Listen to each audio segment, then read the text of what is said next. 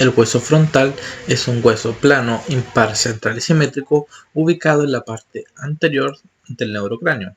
Consta de tres caras, una anterior, una posterior y una inferior. En su cara anterior podemos ubicar la región medial, la sutura metópica, vestigio de la unión de las dos porciones óseas de este hueso en el proceso embriológico. Inferior a esta sutura encontramos una escotadura nasal, que articula con los huesos propios de la nariz y también con las porciones ascendentes del maxilar. Inferior a esta encontramos una espina nasal del hueso frontal y a los costados de esta escotadura encontramos las apófisis orbitarias internas.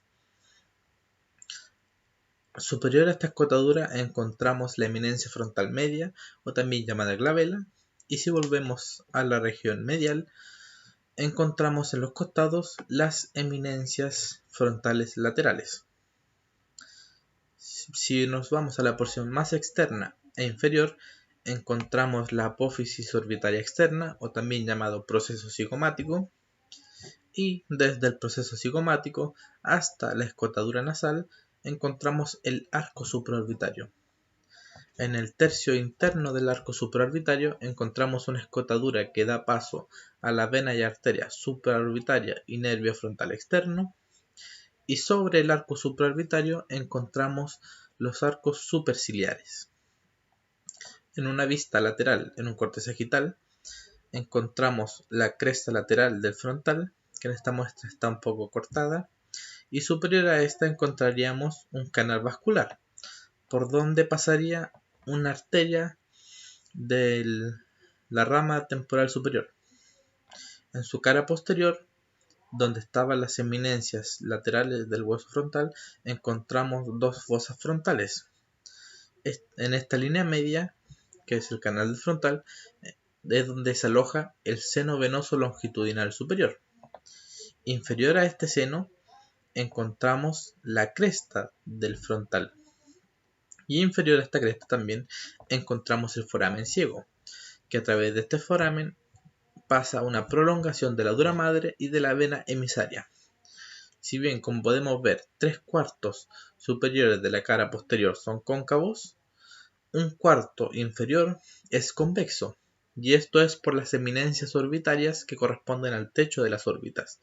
En estas eminencias encontramos impresiones digitales, se me movió la muestra, impresiones digitales y eminencias mamilares a causa de las circunvoluciones del lóbulo frontal del cerebro.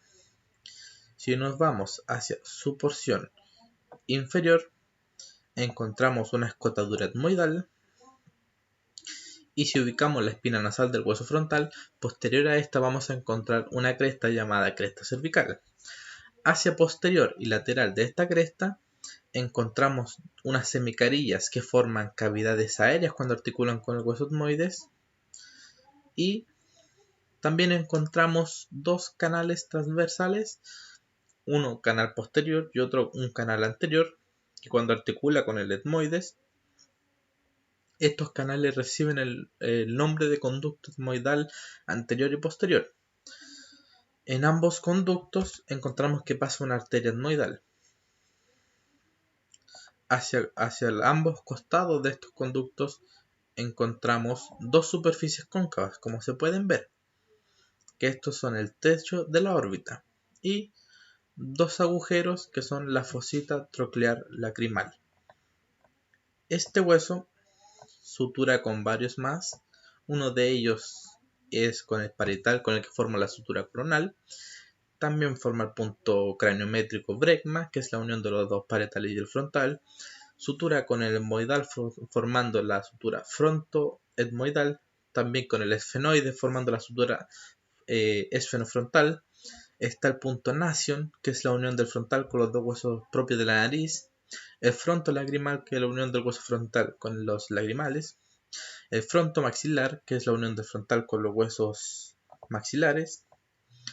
Fronto-cigomático, que es la unión del hueso frontal con el hueso cigomático.